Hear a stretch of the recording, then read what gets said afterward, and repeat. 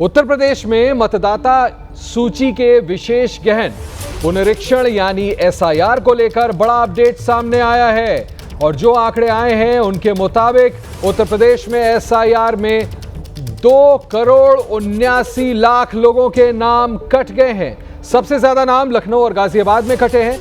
30% नाम लखनऊ और गाजियाबाद से कटे हैं। आपको बता दें पिछले 14 दिन में सिर्फ 2 लाख नए नाम एसआईआर में जुड़े हैं। एसआईआर प्रक्रिया में समय का एक्सटेंशन अब नहीं दिया जाएगा। चुनाव आयोग के मुताबिक 26 दिसंबर की रात 12 बजे इसके लिए अंतिम समय निर्धारित था, जो कि पूरा हो चुका है और अब इसी 31 तारीख यानी 31 दिसंबर को वोटर लिस्ट का फाइनल ड्राफ्ट सामने आ जाएगा। इस वक्त की बड़ी खबर जो हम आपको बता रहे हैं, अब यह समझना भी जरूरी है कि उत्तर प्रदेश में एसआईआर से पहले कितने वोटर थे।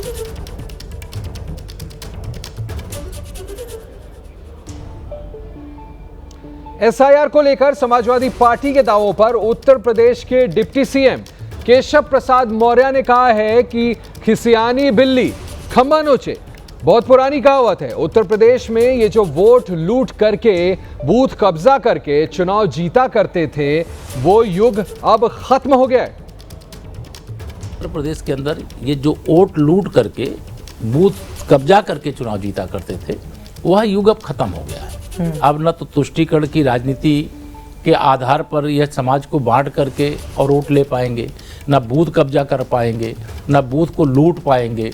लोकतंत्र का महायज्ञ चल रहा है, मतदाता सूची का शुद्धिकरण चल रहा है, चुनाव आयोग एक अच्छा अभियान चला रहा है, हम वेलकम करते हैं। हमारा कार्यकर्ता बूथ स्तर तक लगा है, मेहनत कर रहा है। चुनाव है तब भी मेहनत करता है, जब चुनाव नहीं होता तब भी मेहनत करता है।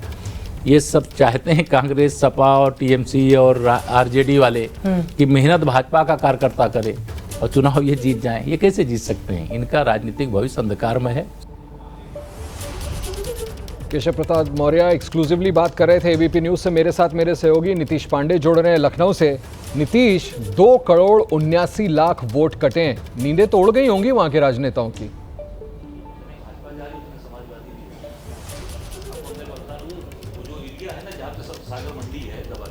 नीतीश, सुन पा रहे हैं आप मुझे? अच्छा, नीतीश के साथ अजय राय हैं, कांग्रेस पार्टी के उत्तर प्रदेश के अध्यक्ष। नीतीश, बात करें उनसे, उनकी क्या प्रतिक्रिया है इस पर? कटाक्ष कर रहे थे वो इस पे।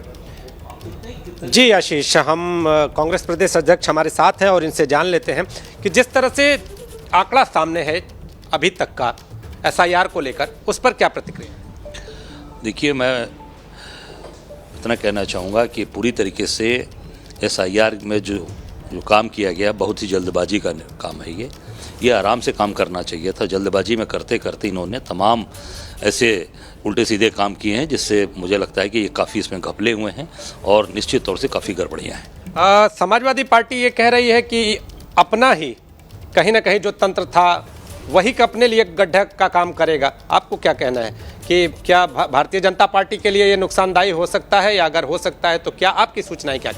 देखिए, नुकसानदायी या जो नुकसान हुआ है वो प्रदेश का हो रहा है, आम जनता का हो रहा है।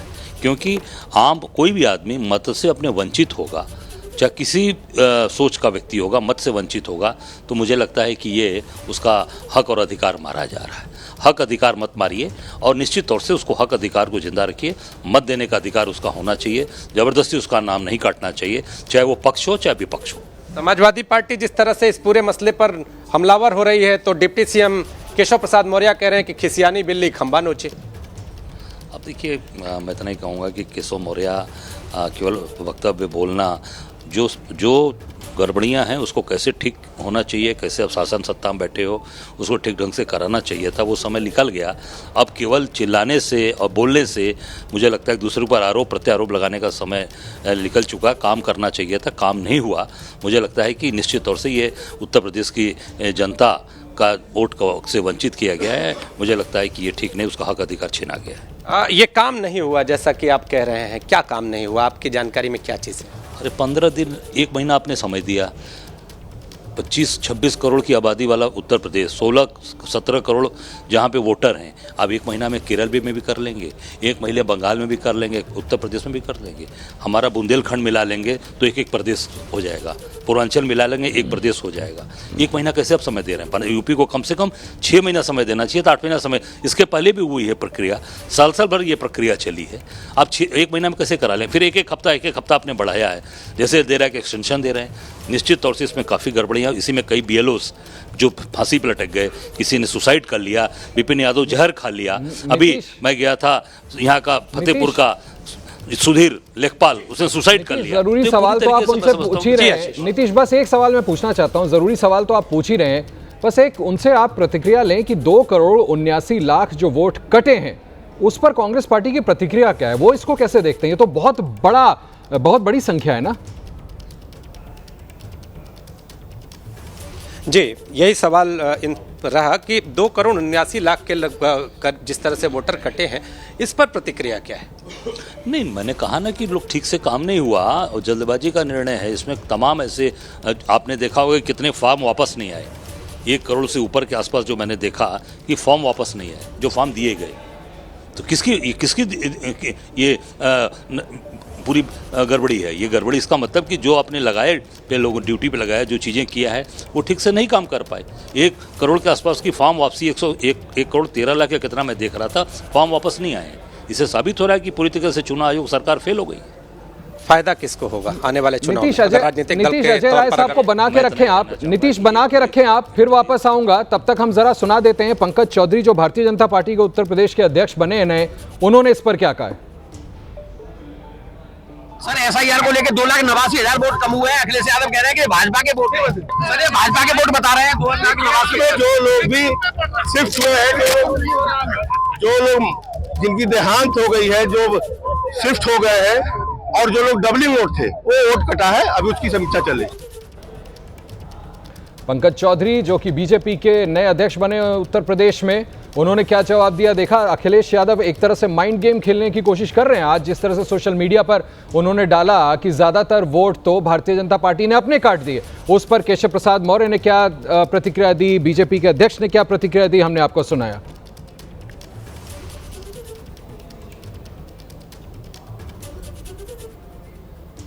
SIR में वोटरों के नाम काटे जाने को लेकर अखिलेश यादव ने बीजेपी पर निशाना साधा है। हम आपको लगातार बता रहे हैं, SIR पर समाजवादी पार्टी अध्यक्ष अखिलेश यादव का बड़ा दावा। बीजेपी हर सीट पर 61,000 वोट गंवाएगी, अखिलेश यादव ऐसा दावा कर रहे हैं। बीजेपी दहाई का अंक भी पार नहीं कर पाएगी, अखिलेश यादव का बड़ा दावा। SIR में अपने खोदे गड्ढे में खुद गिर गई है भारतीय जनता पार्टी, अखिलेश यादव ने सोशल मीडिया पे ये पोस्ट करके दावे किए हैं। अखिलेश यादव ने इसके जरिए बीजेपी पर बड़ा प्रहार भी किया है। फिर से बता दूं, बीजेपी पर SP अध्यक्ष अखिलेश यादव का बड़ा दावा, बीजेपी हर सीट पर 61,000 वोट गंवाएगी, बीजेपी दहाई का आंकड़ा भी पार नहीं कर पाएगी, अखिलेश यादव का बड़ा दावा।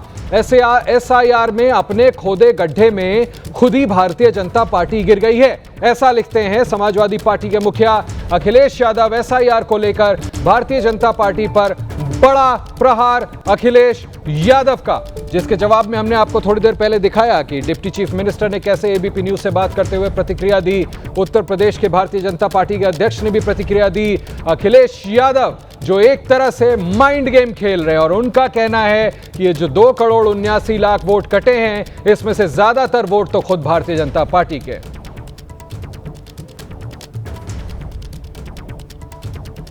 SIR में 2,79,00,000 नाम कटने पर पक्ष और विपक्ष दोनों तरफ से वार पलटवार लगातार जारी है।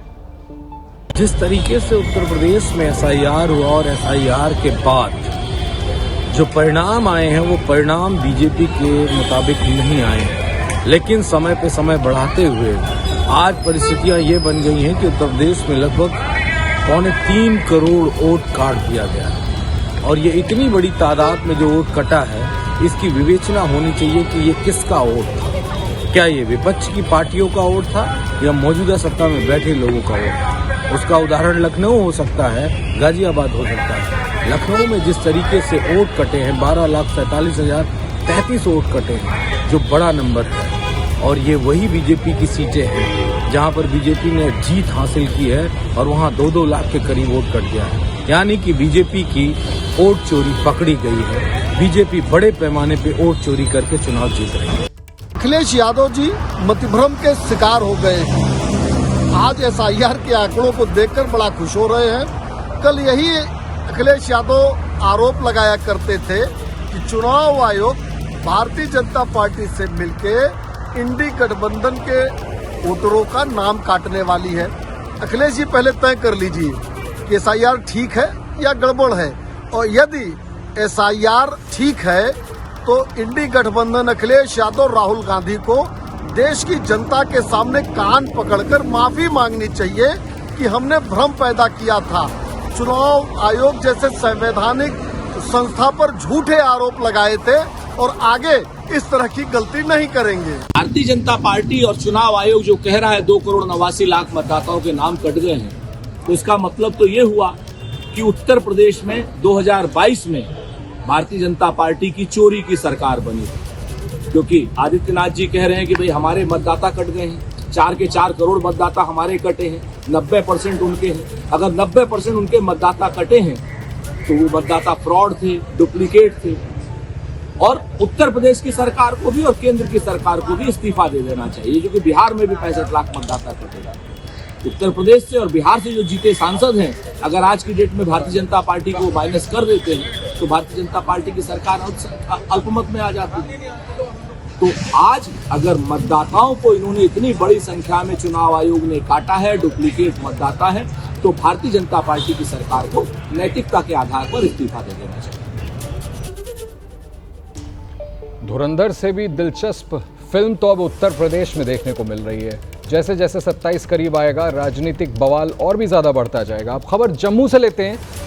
खबर जम्मू से, जहां इस वक्त श्री माता वैष्णो देवी संघर्ष समिति का जोरदार प्रदर्शन चल रहा है। देखिए, हम आपको तस्वीरें स्क्रीन पर दिखा रहे हैं। जोरदार प्रदर्शन श्री माता वैष्णो देवी श्राइन बोर्ड के अधीन आने वाले Shri Mata Vaishno Devi institute of medical excellence में 50 में से 42 मुस्लिम छात्रों को इंस्टीट्यूट से शिफ्ट करने की मांग पर प्रदर्शन हो रहा है।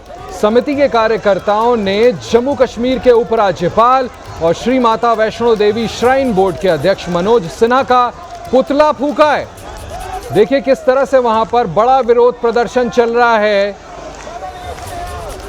ये देखिए तस्वीरें हम आपको एबीपी न्यूज पर लगातार दिखा रहे हैं। जम्मू से ये खबर हम आपको बता रहे हैं। अजय बाचलू हमारे साथ इस वक्त फोनों पर हैं। अजय बाचलू, जरा बताएं इस खबर के बारे में कि किस तरह से यहाँ पर प्रोटेस्ट करके लेफ्टिनेंट गवर्नर से भी अपील की गई है कि इंटरवीन करें और उनका पुतला फूंका जा रहा है। जी बिल्कुल आशीष, ये जो श्री माता वैष्णो देवी संघर्ष समिति है लगातार पिछले करीब 2 महीनों से संघर्ष कर रही है कि जो 50 में से 42 मुस्लिम छात्र हैं इनको यहाँ से शिफ्ट किया जाए और दूसरे किसी संस्थान में मेडिकल इंस्टीट्यूट में दाखिला दिया जाए। अब क्योंकि ये जो Shri Mata Vaishno Devi institute of medical excellence, ये जो श्री माता वैष्णो देवी श्राइन बोर्ड के अधीन आता है और उसके चेयरमैन LG मनोज सिन्हा है, तो इसके चलते आज जो है ये प्रदर्शन हो रहा है और लगातार संघर्ष समिति के जो कार्यकर्ता हैं वो ये मांग कर रहे हैं और कि इन छात्रों को जो है यहाँ से किसी दूसरे इंस्टीट्यूट में शिफ्ट किया जाए, और लगातार ये प्रदर्शन जो है वो जम्मू में जारी है। ये इस मामले पर अजय, मुख्यमंत्री उमर अब्दुल्ला साहब ने खुद ही ट्वीट भी किया था कुछ दिनों पहले और आपत्ति दर्ज कराया था जिस तरह से इसको लेकर के विरोध दर्ज कराया जा रहा है। भाई अगर बच्चे सेलेक्ट हुए हैं तो उस पर ऐसी आपत्ति क्यों? तो ये तो टकराव की स्थिति है ना, कैसे इसका समाधान निकलेगा? देखिए, समाधान फिलहाल निकलता नहीं दिख रहा है, क्योंकि न केवल उमर अब्दुल्ला बल्कि जो कि Shri Mata Vaishno Devi institute of medical excellence के एग्जीक्यूटिव डायरेक्टर हैं डॉक्टर यशपाल, वो भी साफ कर चुके हैं कि जिन भी छात्रों को यहाँ एडमिशन मिला है वो मेरिट के बेस पे हुआ है और नीट को क्वालिफाई करके ये छात्र यहाँ पर आए हैं। और अब ये जो इंस्टीट्यूट है ये माइनॉरिटी स्टेटस में नहीं है, तो ऐसे में कोई भी छात्र यहाँ पर एडमिशन ले सकता है। तो फिलहाल जो है संघर्ष समिति का जो प्रदर्शन है, जिसमें करीब 60 के आसपास की संस्थाएं का जो इन्होंने सपोर्ट जुटाया है, वो प्रदर्शन कर रहे हैं। लेकिन इसमें कोई हेडवे आशीष दिख नहीं रहा, क्योंकि ना तो उपराज्यपाल ना तो श्राइन बोर्ड किसी तरीके का इंटरवीन कर रहा है, और ना ऐसी कोई हलचल दिख रही है कि इन छात्रों को यहाँ से शिफ्ट किया जाए, और अगर शिफ्ट किया भी जाए तो किस बेस पर किया जाए, ये फिलहाल इसमें कोई हेडवे अभी आगे ये मामला बढ़ता दिखाई नहीं दे रहा। लेकिन हाँ, राजनीतिक तौर पर जिस तरह से श्री माता वैष्णो देवी संघर्ष समिति इसको जो है प्रोटेस्ट कर रही है सड़कों पर, वो जरूर रजिस्टर हो रहा है। और इसमें अब क्योंकि उपराज्यपाल का पुतला फूंका जा रहा है, तो कहीं ना कहीं प्रेशर बिल्डिंग टैक्टिक है ये श्राइन बोर्ड के ऊपर और उपराज्यपाल मनोज सिन्हा के ऊपर और बीजेपी के ऊपर। आशीष, बता दूं, बीजेपी भी इस मुद्दे को लेकर न केवल जेपी नड्डा से मिली थी, बल्कि लगातार यहाँ से कई प्रतिनिधि मंडल जो है वो दिल्ली गए हैं ताकि इस मामले को जो है सुलझाया जा सके। लेकिन अभी तक उस एंड पे भी कोई अभी तक लॉजिकल कंक्लूजन तक नहीं पहुंच पाए हैं कि अगर इन छात्रों को यहाँ से ले जाएं तो कहाँ ले जाएं। तो फिलहाल ये यथा स्थिति बनी हुई है। प्रोटेस्ट जरूर हो रहे हैं, लेकिन इसमें कोई आगे का रास्ता भी दिखता नहीं है।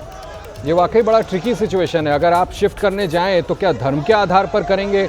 और ठीक है, 50 में से 42 का आंकड़ा लेकर के ये प्रदर्शन चल रहा है। अजय, आपसे ज़रूर पूछना चाहूँगा, क्या इस इंस्टीट्यूट में इस तरह से ऐसा पहली बार हो रहा है? पहले भी तो हुआ होगा, ठीक है, आंकड़े 42 नहीं रहे होंगे, आंकड़े थोड़े फर्क रहे होंगे, लेकिन ऐसा तो है नहीं कि दूसरे धर्म विशेष के बच्चे यहाँ पर क्वालिफाई नहीं करते रहे होंगे। जी आशीष, अगर श्री माता वैष्णो देवी यूनिवर्सिटी की बात करें तो वहाँ पर इंजीनियरिंग से लेकर दूसरे जो बायोटेक्नोलॉजी और दूसरे जो सब्जेक्ट्स हैं वो पढ़ाए जा रहे हैं। जहाँ तक मेडिकल का बात है तो ये पहला बैच है इस कॉलेज में जहाँ पर इस तरह से इन छात्रों को पढ़ाया जा रहा है। और जब इसकी नीट में जो है क्वालिफिकेशन हुई थी तो उसमें से जिन छात्रों ने यहाँ क्वालिफाई किया था उनको एडमिशन दे दी गई है। हाँ, बाकी छात्रों, बाकी विभागों की अगर बात करें, बाकी स्ट्रीम्स की बात करें, तो वहाँ पर इस तरह का कोई भेदभाव सामने नहीं आया है। लेकिन ये भेदभाव आशीष इसलिए सामने आया है क्योंकि कुल 50 सीटें हैं, जिसमें से 42 सीटें अगर मुस्लिम छात्रों ने स्क्वायर की है, तो ये पॉइंट ऑफ कंटेंशन बना हुआ है। और आपको लगता है क्या कि ये जो विरोध प्रदर्शन है ये पॉलिटिकली मोटिवेटेड है, ऐसा लगता है आपको? जी बिल्कुल, देखिए, खुलकर जो बीजेपी भी कह चुकी है, हालांकि बीजेपी इसमें खुलकर सामने नहीं आ रही है, लेकिन बीजेपी भी ये मांग कर चुकी है कि यहाँ से इन छात्रों को शिफ्ट किया जाना चाहिए। और इस संघर्ष समिति में अगर आप देखें तो कुछ ऐसे राइट विंग ऑर्गेनाइजेशन हैं जो खुलकर इसके सपोर्ट में आई हैं, लेकिन एक पब्लिक परसेप्शन बनाने की कोशिश में ज्यादा कहूँगा आशीष, क्योंकि जनता के बीच में, चाहे वो जम्मू में हो, चाहे वो कटरा में हो जहाँ पे श्राइन बोर्ड का ऑफिस है, वहाँ पर जो है जनता के बीच जाने की कोशिश की जा रही है। और लगातार इस तरह से प्रदर्शन कर कर एक प्रेशर बिल्डिंग टैक्टिक्स जो है जरूर संघर्ष समिति कर रही है। लेकिन हेडवे क्या होगा, इसका कैसा, इस मुद्दे को कैसे सुलझाया जाए, इसका जवाब न संघर्ष समिति के पास है न बीजेपी के पास है। हाँ, राजनीति जरूर हो रही है आशीष। कांग्रेस वर्किंग कमेटी की बैठक में केंद्र पर बरसे मल्लिकार्जुन खड़गे। देश में लोकतंत्र और संविधान पर गंभीर संकट इस वक्त है, खड़गे की ओर से कहा गया है। कोई तानाशाह अधिकार छीन नहीं सकता, एसआईआर गंभीर चिंता का विषय है। मल्लिकार्जुन खड़गे की ओर से ये कांग्रेस वर्किंग कमेटी की बैठक में कहा गया है। और लोकतांत्रिक अधिकारों को सीमित करने की साजिश एसआईआर के जरिए हो रही है। बीजेपी और चुनाव आयोग की मिलीभगत जग जाहिर है। मल्लिकार्जुन खड़गे ने केंद्र की सरकार पर इस तरीके से निशाना साधा के सुनिश्चित करें हमारे मतदाताओं के नाम ना काटे जाएं। ये मल्लिकार्जुन खड़गे की ओर से बड़ी बात कही गई है। कांग्रेस वर्किंग कमेटी की बैठक लगातार जारी है और यहां पर मल्लिकार्जुन खड़गे की ओर से जो बात कही गई, केंद्र की सरकार पर निशाना जो साधा गया है, उससे जुड़ी बड़ी खबर है। एसआईआर को लेकर उन्होंने कहा है कि देश में लोकतंत्र, संविधान पर गंभीर संकट है इस वक्त। कोई तानाशाह अधिकार को छीन नहीं सकता, एसआईआर गंभीर चिंता का विषय है। और लोकतांत्रिक अधिकारों को सीमित करने की साजिश इस वक्त की जा रही है देश भर में एसआईआर के जरिए। और बीजेपी और चुनाव आयोग की मिलीभगत है ये, जिसको अब पूरा देश जान चुका है, ये जग जाहिर है। सुनिश्चित करें कि हमारे मतदाताओं के नाम ना काटे जाए। मल्लिकार्जुन खड़गे, कांग्रेस पार्टी के राष्ट्रीय अध्यक्ष, उनकी ओर से ये बात कही गई है कांग्रेस वर्किंग कमेटी की बैठक में।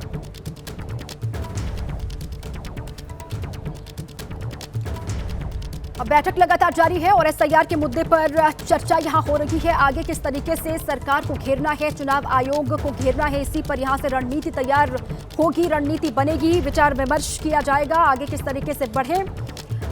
इस वक्त जो बड़ी जानकारी सामने आ रही है वो आपको हम बता रहे हैं।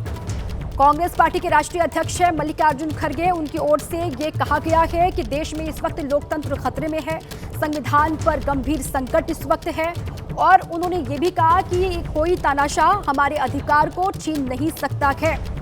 एसआईआर जो देश के अलग अलग राज्यों में एसआईआर की प्रक्रिया चल रही है उस पर भी उन्होंने गंभीर चिंता व्यक्त की है। उन्होंने कहा है कि ये एक गंभीर चिंता का विषय है एसआईआर।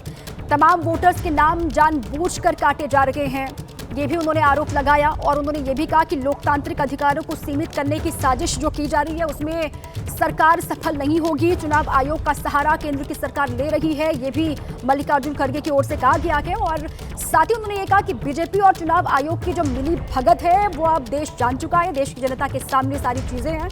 और कांग्रेस वर्किंग कमेटी की बैठक में बोले मल्लिकार्जुन खड़गे, देश में लोकतंत्र संविधान पर गंभीर संकट, ये उनकी ओर से कहा गया। और उन्होंने ये भी कहा कि हाल में मोदी सरकार ने मनरेगा को समाप्त किया है, मनरेगा समाप्त करके करोड़ों गरीबों को बेसहारा किया गया। मोदी सरकार ने गरीबों के पेट पर लात मारी है।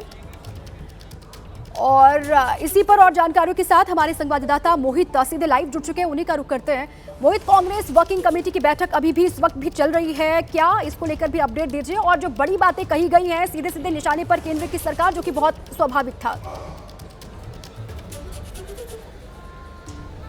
देखिए, बिल्कुल कांग्रेस की सबसे बड़ी नीति निर्धारक इकाई कांग्रेस वर्किंग कमेटी है, उसकी बैठक नए साल से ठीक पहले जो है बुलाई गई है। बैठक शुरू हो चुकी है। मल्लिकार्जुन खड़गे, सोनिया गांधी, राहुल गांधी इस बैठक में शामिल है। तमाम मेंबरान इस बैठक में शामिल है और इस बैठक के ओपनिंग एड्रेस में, ओपनिंग भाषण में मल्लिकार्जुन खड़गे ने सीधे तौर पर अपने सीडब्ल्यूसी के मेंबरान को जो है मैसेज तो दिया ही है, लेकिन केंद्र सरकार पर वो हमला बोलते हुए नजर आए। उन्होंने क्रिसमस के मौके पे जो अलग अलग इलाकों में जो है खासतौर पे उपद्रव हुआ था उसको लेके जो है उन्होंने सवाल उठाया और कहा है कि आरएसएस और बीजेपी जो है भाईचारा बिगाड़ने का काम कर रही है। मनरेगा के मुद्दे पर उन्होंने सीधे तौर पर केंद्र सरकार पर निशाना साधा और कहा कि मनरेगा का जो असली प्रारूप है, ढांचा है, उसको खत्म करने का काम केंद्र सरकार ने किया है। मनरेगा का नाम यानी महात्मा गांधी के नाम से हटाकर विकसित भारत जी राम जी कर दिया गया है। तो इन सारी चीजों को लेकर मल्लिकार्जुन खड़गे ने केंद्र सरकार पर हमला बोला है। उन्होंने अपने कार्यकर्ताओं को और सीडब्ल्यूसी के मेंबरान को यह भी बोला कि वक्त आ चुका है कि राष्ट्रव्यापी आंदोलन की शुरुआत किया जाए, जमीन पर उतरा जाए। ठीक है,